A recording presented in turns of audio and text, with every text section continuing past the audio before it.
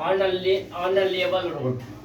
Level road कहने का मतलब लेवल वाला रोड जो होता है एकदम चिकना रोड है ना, जो लेवल किया हुआ रोड होता है जिसमें उबड़ खाबड़ नहीं होता।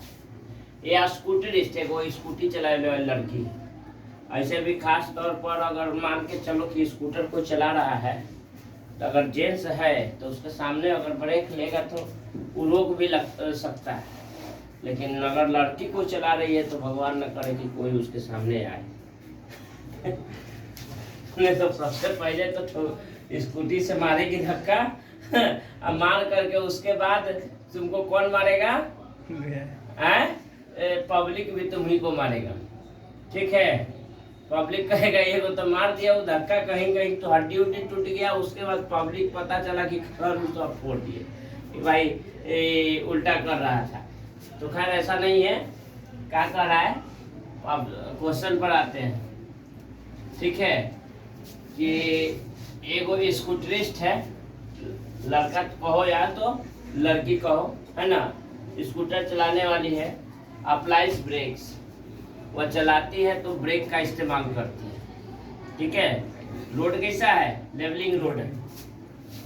टू स्लो डाउन, स्कूटर को स्लो करने के लिए, from the speed 10 metre per second to 5 metre per second. पहले वो चला रही थी तो उसका स्पीड क्या था? 10 मीटर। बाद में जब ब्रेक मारती है तो कितना हो जाता है? 5 मीटर पर सेकेंड के हिसाब से वो। If the mass of the scooter and scooterist, scooter का मास है स्कूटरिस्ट का दोनों को मिला करके कितना मास कितना है? 150 kg है। तो कैलकुलेट द वर्क डन, तो किया गया काम माने स्कूटर जब ब्रेक मारा तो कितना वर्क डन हुआ बाय द ब्रेक्स। कहता है यहाँ पर क्वेश्चन में लिखा हुआ है एस चांद क्वेश्चन नंबर 34, यहाँ लिखा हुआ है कि neglect air resistance, air resistance को लेके नहीं चलना है एंड फ्रिक्शन को लेकर के नहीं चलना है ना। हम आपको निगेटिव पॉजिटिव और जीरो बताए थे ना। जीरो क्या बताए थे? वर्क डन बताए थे।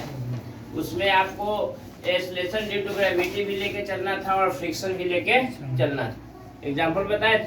लेकिन इसमें कहता है कि मैंने neglect air resistance and friction का कोई यूज नहीं करना है। तो सबसे पहले तो हम सॉल्यूशन लिखने के समय हम क्या बोलेंगे? State that given here, question में जो जो गिवन है वो चीज लिख लेंगे। ठीक है, गिवन हियर क्या क्या क्या दिया हुआ है गिवन हियर?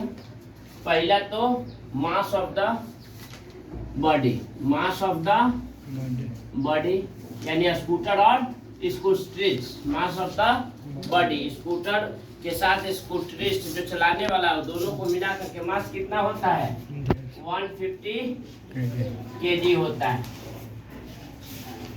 कहता है पहला on the level applies brakes and slow down from the speed 10 metre per second to 5 metre per second है। तो इनिशियल वेलोसिटी कितना हो जाएगा भैया? पहला वेलोसिटी कितना था हमारा? इनिशियल वेलोसिटी कितना था?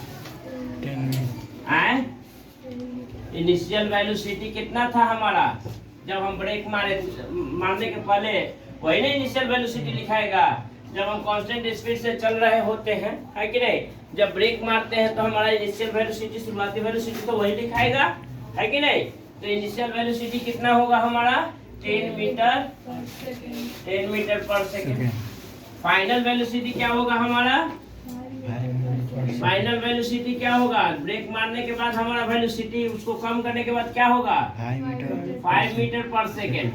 यानी इनिशियल वेलोसिटी दिया हुआ है, फाइनल वेलोसिटी दिया हुआ है, और क्या दिया हुआ है हमारा? मास दिया हुआ है। वहीं पर रिटार्डे जब देखिए दो चीज है, जब ब्रेक मारेगा तो बताइए ब्रेक मारेगा तो रिटार्डेशन होगा कि एक्सेलरेशन होगा? रिटार्डेशन होगा। रिटार्डेशन को क्या कहते हैं? माइनस ए कहते हैं ना, तो रिटार्डेशन होगा। सही बात है। तो यहाँ पर रिटार्डेशन लिखेंगे ना कि रिटार्डेशन क्या होगा? रिटार्डेशन या एक्सेलरेशन क्या होगा? माइनस ए होगा ना। अब यूजिंग था कौन सा फार्मूला अभी इसमें यूज करेंगे कि हमको क्या कर रहा है? कि calculate the work done by, the work done के लिए क्या होगा, एफ एस कॉस थीटा, यानी हमको इस डिस्टेंस है ना वर्क डन बता रहा है, यानी हमको क्या नहीं मालूम है इसमें एफ एस कॉस थीटा में फोर्स अप्लाई किया, ठीक है, लेकिन फोर्स अप्लाई किया यहाँ पर स्लो डाउन के लिए from the speed if the mass of the scooter इतना work done of the brake neglect, यहाँ पर फोर्स हमको भैया अप्लाई किया, हमको मालूम है कि नहीं है, बताइए पहले क्या निकालना पड़ेगा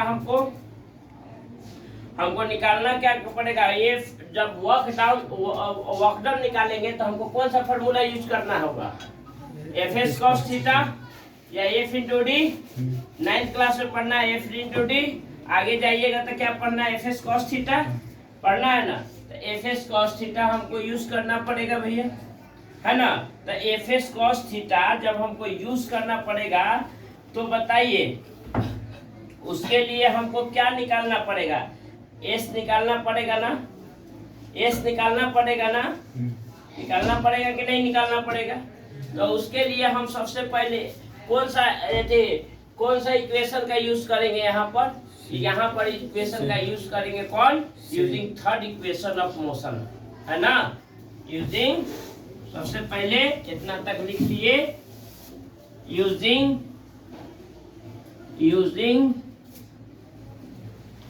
थर्ड इक्वेशन ऑफ मोशन, तो मोशन का थर्ड इक्वेशन क्या है भैया, क्या बताया गया है,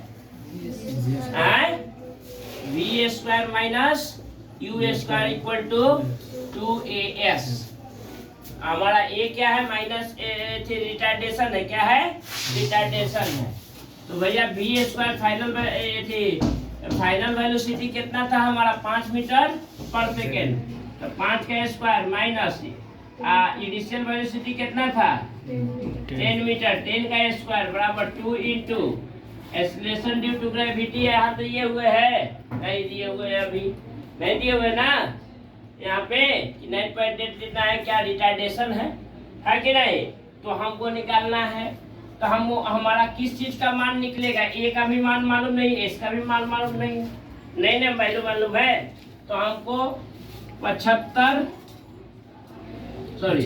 25 माइनस 100 कितना होगा 100 बराबर 2 इंटू एस, है ना, यानी 75 किस में आएगा, माइनस में, है ना, बाई 2, क्यों अप्लाई माइनस 75/2 क्यों आया, क्योंकि अप्लाइज फोर्स, जो फोर्स हम लोगों ने अप्लाइज किया है नेगेटिव फोर्स, है ना, अप्लाई किया है brake X applied force negative due to brake X, इसलिए माइनस एस क्या हो गया, माइनस 75/2, एस का मान निकल गया, क्या किस चीज का मान निकल गया हमारा, एस का मान हमारा निकल गया, ठीक है। अब वर्क डन बराबर क्या होता है भैया, work done equal to F S cos theta, F S cos theta होगा, वर्क डन बराबर क्या होगा, एफ एस कॉस थीटा, तो F S cos theta, but लेकिन आप लोग पहले भी जानते हैं फोर्स बराबर क्या होता है, फोर्स बराबर क्या होता है, मास इनटू एक्सेलरेशन होता है, फोर्स बराबर ए में होता है कि नहीं होता है, होता है कि नहीं होता है, तो यहाँ पर इसका वैल्यू पुट कर देंगे, लिखेंगे क्या, putting the value of F equal to, but गलती यहाँ लिख रहे थे ना, एफ इक्वल टू, है ना, तो putting the value S, putting the value of S in equation. अब हमारा इक्वेशन कौन है भैया बताइए, इक्वेशन सेकेंड क्या है, एफ एस कॉस थीटा है ना, यही ना इक्वेशन है, F S cos theta, S निकला है, या एम ए निकला है।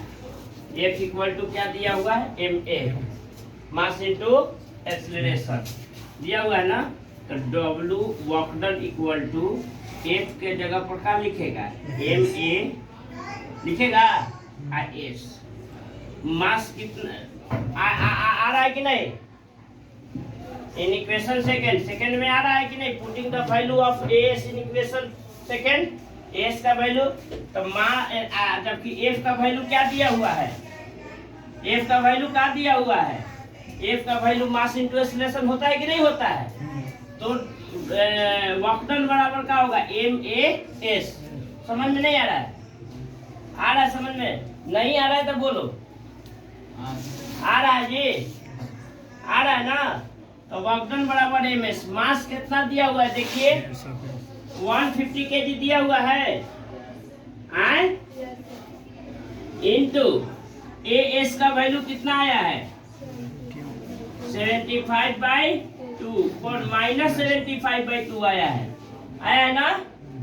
तो वर्क डन बराबर क्या हो जाएगा, वर्क डन इक्वल टू 150 गुने माइनस 75/2 टू 75 इंटू 75 कितना होगा, 150 में 75 गुने 75 कितना होगा, माइनस 75 है, 5 5 है 5 5 जा 25, कैरी कितना होगा, तो अब 5 7 जा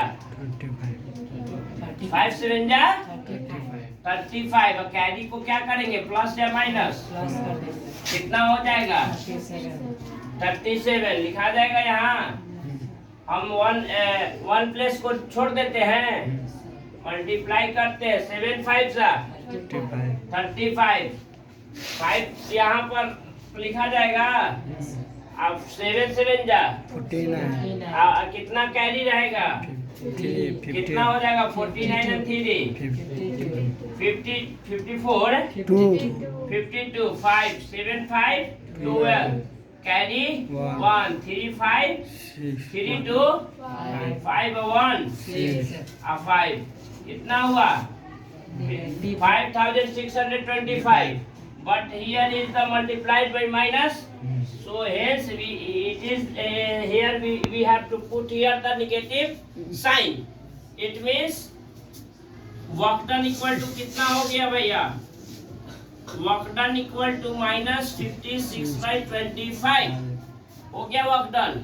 क्यों हुआ निगेटिव, निगेटिव वर्क डन है ना, here is negative work done. क्यों negative work done, negative work done क्यों है, बिकॉज क्या लिखेंगे, बिकॉज द स्कूटरिस्ट, क्या scooterist, scooterist applied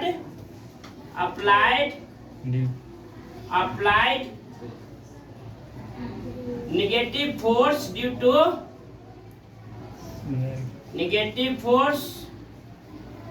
to brake act होगा। समझ में आया कि नहीं आया,